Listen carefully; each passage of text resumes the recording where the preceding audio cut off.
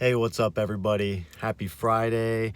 I hope everybody had a wonderful week, and I hope that your day was absolutely beautiful because the sun is shining in my world, and it is absolutely beautiful, and I'm grateful for today.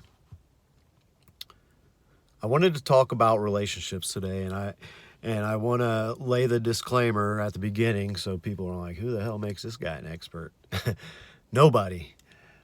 I am no expert. There's no such thing as an expert, in my opinion, because learning comes from experience, and the greatest learning comes from failure. So, if you were an expert, you wouldn't fail, and if you didn't fail, you wouldn't learn.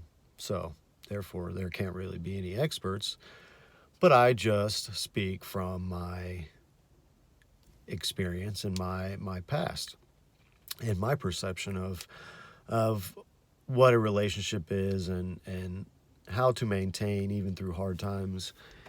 And Lord knows I'm no expert because I've been divorced and I've had plenty of failed relationships, but they've all brought me to the point of understanding that I have with my fiance now and the beautiful relationship that I have with her based on love and not attachment.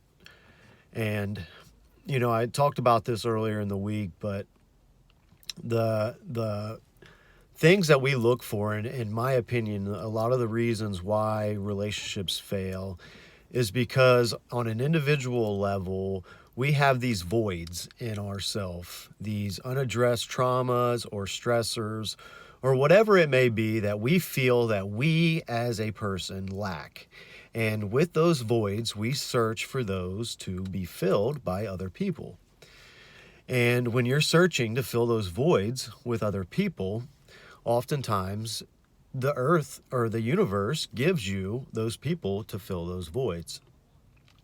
But that is not as a form of true love. It's a form of attachment because you are attaching that person to those voids to be filled, not to appreciate them for who they are and what they bring to the table as an authentic individual. So when we start searching for those and we're not whole, the universe gives us what we want, but oftentimes we learn that it's not really what we want because once those voids are filled, that other person has been used and their energy has been used to fill voids in you. Therefore, you continue to look for that partner because now you feel whole, but you don't feel like you have a partner because the partner that you have attached yourself to has just filled voids within you to make you feel whole.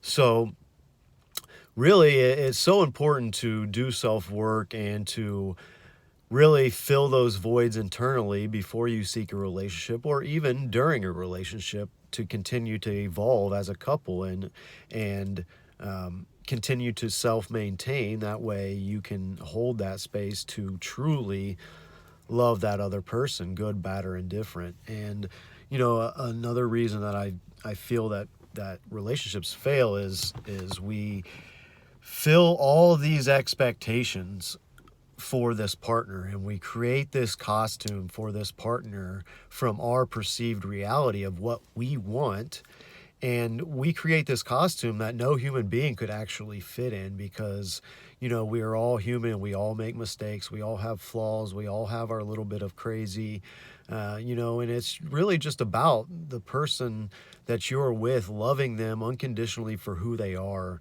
crazy and all, because Lord knows I'm fucking crazy. And Brittany, my fiance, puts up with she puts up with a big ego at times because I let life stresses get to me and I let it cloud. And I always refer to it as fog. I let it cloud who I am as a authentic man. And I let stressors get the best of me. And I'm human just like anybody, and I have spurts of anger when things don't go my way. Still, it's something that I will always continue to work on with my control. And the thing with Brittany and I is we just hold such a beautiful space for each other's crazy, if you will, because we truly accept each other and see each other for who we are, flaws and all. And when we feel those flaws in partners and they're just filling our voids, then we start to pick those negative characteristic traits, or not necessarily negative, but ones that don't necessarily serve you. Um, we see those as like the end of, well, we're not connected. We're not, we're always evolving as humans and individuals, and to just give up at the first sign of disconnect is just really doing yourself a disservice, and as well as your partner. And if you're at the point in your life where you just have voids you need to fill, and you need to fill them with other people, then I would suggest you really dive within, because nobody is going to make you happy if you don't fill those voids for yourself. Because though attachment feels good, eventually that Velcro that's attaching you to that other person is going to lose its strength, and it's going to fall off. But, when you unconditionally love somebody, there's no Velcro. It's just really merging to one and accepting one, and continually balancing your energy within your relationship, not only within yourself, which self should always be first. And another reason these relationships fail, at least from my experience talking to people, is we lose sight of the ourselves as individuals, not just by attaching to somebody else, but we start to become reliable, or reliant, I'm sorry.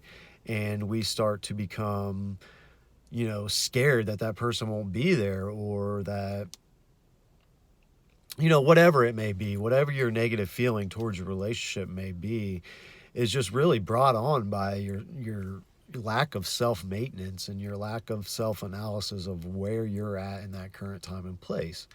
And when you don't do that self-analysis, it's impossible to communicate what you need from your partner to help you balance that energy within your relationship. So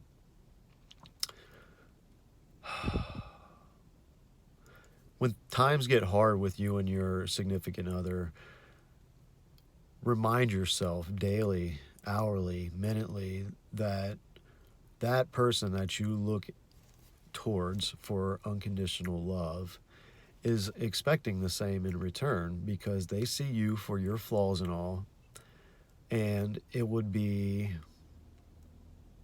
a great disservice if you didn't give them the same. It would be a disservice to yourself, which, and it could potentially, I don't know, but create negative karma for yourself, because you're not really being authentic, and you're not unconditionally loving the person you have a soul contract with when you enter that relationship. Whether it saying, hey, we're significant others, or whether you're in a marriage, that is a soul contract that you agree upon. So on a soul level, you're really doing a disservice to all involved if the communication and the self-maintenance isn't there. So a little long-winded today, feeling really, really connected and really at peace. And I'm just very grateful for the relationship I have, because Lord knows we go through our tough times, but that rainbow at the end of the storm is just pure magic. And I will share that pot of gold with her for the rest of my life. So, Brittany, I love you, sweetheart.